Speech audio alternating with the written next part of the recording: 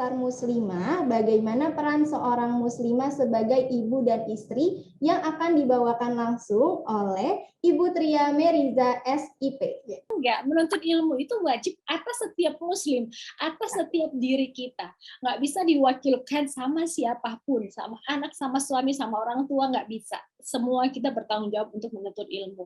Jadi paling enggak memang setiap hari ya kita harus senantiasa mencari ilmu. Apalagi sekarang ya zaman udah canggih, sudah bisa lewat mana ya menuntut ilmu gitu. Nah, lalu dikatakan lagi bahwa ilmu itu menyebabkan dimudahkannya jalan menuju surga. Ya, Rasulullah Shallallahu Alaihi Wasallam bersabda, barang siapa menyusuri jalan untuk mencari ilmu padanya, Allah akan memudahkan baginya jalan menuju surga. Nah, tujuan hidup. Nah, ini hal yang paling penting, paling mendasar sekali untuk kita pahami. Tidak hanya kita pahami, tidak hanya kita catat, tapi kita yakini, gitu ya. Dalam surah Az-Zariyat ayat 56 dikatakan, dan aku tidak menciptakan jin dan manusia, melainkan supaya mereka menyembahku. Nah, ini loh, buku manual book. Ketika kita diciptakan, ibaratnya kalau kita beli handphone baru, itu kan ada kertas ya, penggunaan, ataupun kalau kita beli obat ya kan aturan pakai ya kan gitu ya. Ya buku petunjuk, beli remote apa gitu kan semua ada buku petunjuk. Selalu yang kita cari itu duluan ya. Kalau kita nggak punya maklumat awal untuk benda yang kita beli, misalnya kalau kita benar-benar baru banget nih beli benda ini, pasti kita aduh mana ya buku manualnya gitu kan pasti kita cari. Nah buku manual kita ketika kita diciptakan sama Allah tuh ini kertasnya gitu. Jadi kalau baru diciptakan, nah Allah bilang nih, dan aku tidak menciptakan nih jin dan manusia. Oh jinnya jangan ngadep ke sini ya, ke sini aja ya. Dan aku tidak menciptakan jin dan kedudukan wanita. Nah, tadi setelah kita memahami bahwa oh Allah itu menciptakan jin dan manusia itu untuk beribadah kepada Allah, untuk menyembah Allah gitu ya. Oke, berarti setiap hari kita harus ibadah dong, kerjaan kita sholat, puasa, begitu mulu gitu ya kan? Ya nggak juga gitu ya. Tetapi semua kegiatan kita, walaupun itu kegiatan yang mubah sekalipun, artinya bukan secara hukum itu bukan kewajiban ya, tapi harus bernilai, ada ibadahnya gitu, ada pahalanya. Jadi kita nggak ngerjain sesuatu itu sia-sia aja gitu. Sama halnya kayak kegiatan mubah itu seperti makan ya. Makan itu mubah hukumnya, artinya bukan wajib, bukan pula sunnah. Jadi mubah, hanya boleh aja. Jadi kita makan itu sebenarnya cuma dapat kenyang, nggak dapat pahala gitu. Nah, tapi kalau kita memahami ya, jadi sesuatu pahala itu akan bernilai pahala kalau kita paham itu mendapatkan pahala. Kalau kita nggak tahu hukumnya, kita nggak akan dapat pahala. Kita sebagai wanita itu ada dua, ya. Ada yang di dalam rumah, ada di ranah domestik dan di ranah publik. Nah, yang di ranah domestik ini banyak sebagian ya muslimah yang memahami kedudukan kita ini cuma di sini aja. Jadi banyak yang bilang udahlah jadi perempuan di rumah aja, patuh aja lah sama suami gitu ya. Udahlah didik anak aja dari rumah, nggak usah terlalu berkarir, nggak usah deh terlalu keluar, tidak usah juga terlalu banyak terlihat sama orang lain gitu. Nah, ini sebenarnya ya mereka hanya memahami kedudukan wanita hanya di dalam rumah, hanya di domestik saja gitu ya. Sedangkan sebenarnya kedudukan wanita di dalam Islam itu ada dua, ada di ranah rumah ataupun domestik, ada pun juga di luar rumah ataupun di publik. Ya, kita bahas dulu kedudukan kita ya di dalam rumah ataupun domestik. Ada untuk muslimah yang sudah menikah dan yang belum menikah. Untuk yang belum menikah, kedudukannya hanya satu, yaitu sebagai anak. Ya, sebagai anak. Nah, sebagai anak, kewajiban kita apa? Nah, kita pahami kedudukan sebagai anak, kewajiban kita adalah birrul walidain, sebagai berbuat baik kepada orang tua. Kedudukan kita ketika kita sudah menikah, ya kita punya 3 kedudukan sebagai istri, ibu, dan pengatur rumah tangga.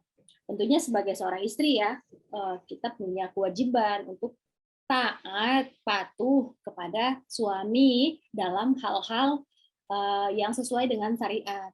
Kita nggak boleh ya patuh kalau nggak sesuai dengan syariat Islam. Misalnya suami, kayaknya kamu pakai kerudung kayak orang tua deh, kamu buka aja di kerudung. Nah, itu kita nggak boleh gitu ya. Tetap kita harus taat kepada Allah lebih dulu gitu ya.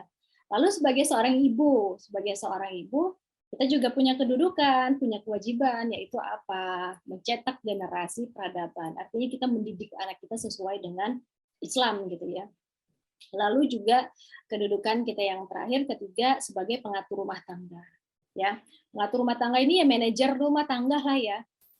Manajer rumah tangga itu artinya tidak selalu kita yang harus mengerjakan pekerjaan rumah, nggak harus gitu ya.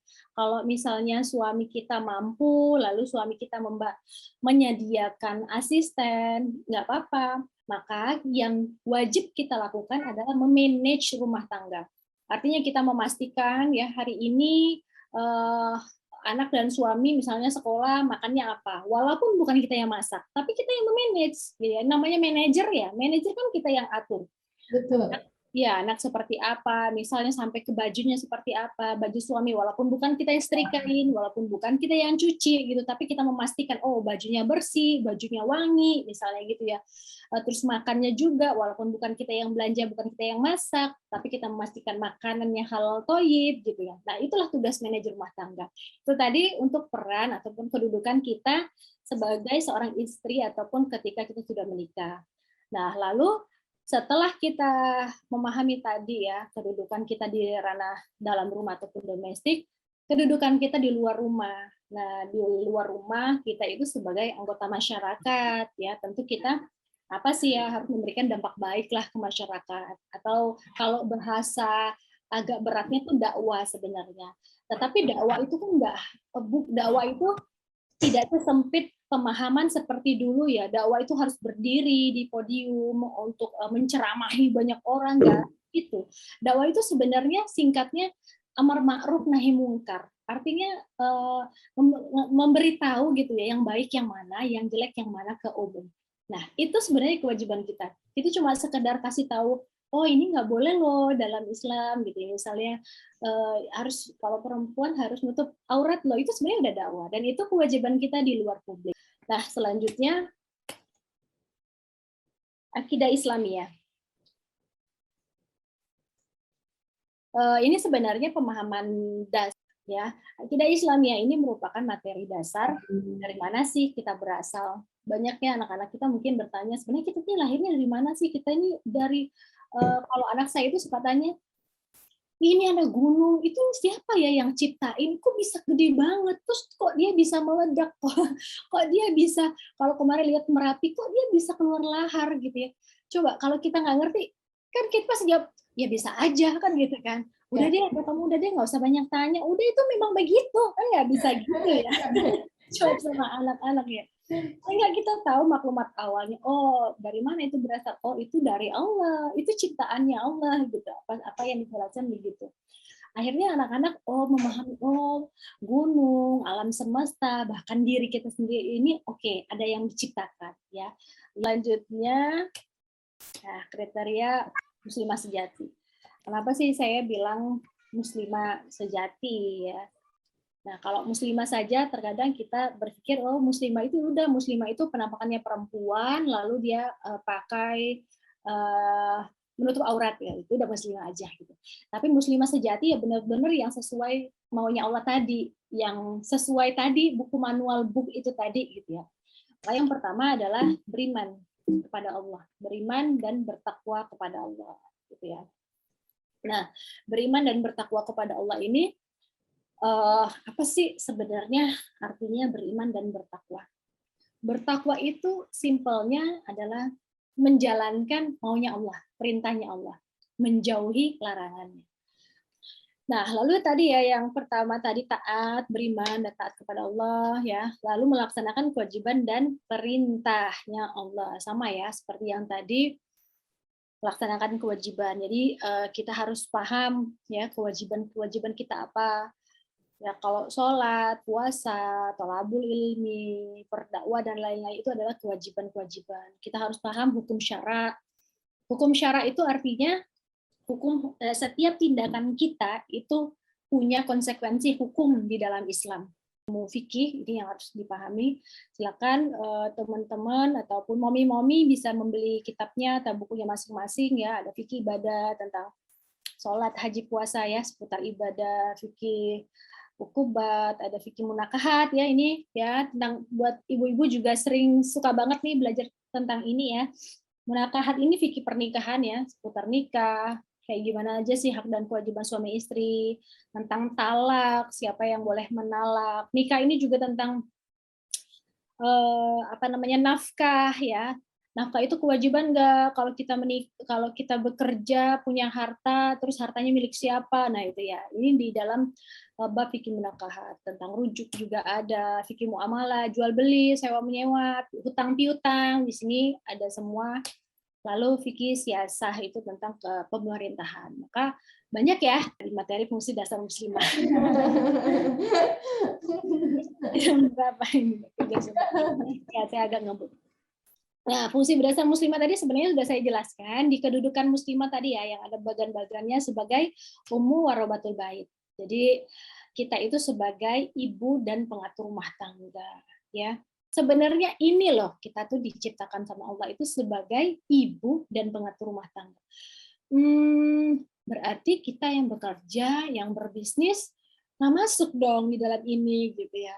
Berarti kita yang nggak menjadi seorang ibu nggak masuk dong di dalam ini ya. Enggak gitu. Ini fungsi dasarnya memang, dan kita mau tidak mau memang harus menjadi ini nanti. Jadi ibu dan pengatur rumah tangga. Ula dan pencetak generasi. Ketika kita menjadi ibu, ya nggak bisa juga kita langsung udah lempar aja ke sekolah gitu ya, nggak bisa, karena kita sebagai madrasah ula, sebagai madrasah pertama buat anak-anak kita.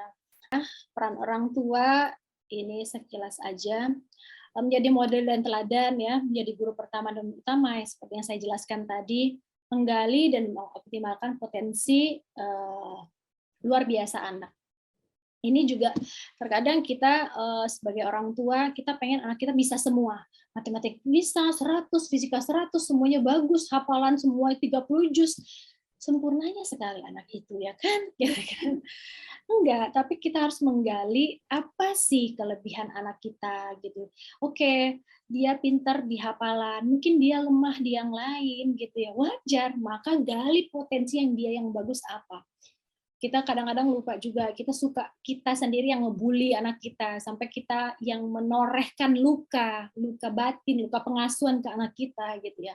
Sampai nanti anak kita bisa melakukan hal yang sama yang sudah kita lakukan ke dia lakukan lagi ke anaknya. Itu bukan amal jariah ya, dosa jariah yang kita lakukan orang dengan sempurna ya. Kita udah paham lah ya kalau kita harus menutup aurat, sampaikan juga bahwa hendaklah perempuan itu ya menahan pandangannya dan memelihara kemaluannya, dan janganlah mereka menampakkan perhiasan kecuali yang biasa tampak daripadanya. Jadi kita menutup aurat, yang boleh terlihat itu muka dan telapak tangan sampai ke punggung tangan ya. Ini juga ya dijelaskan juga di dalam surat Al-Ahzab ayat 59 juga tentang menutup aurat.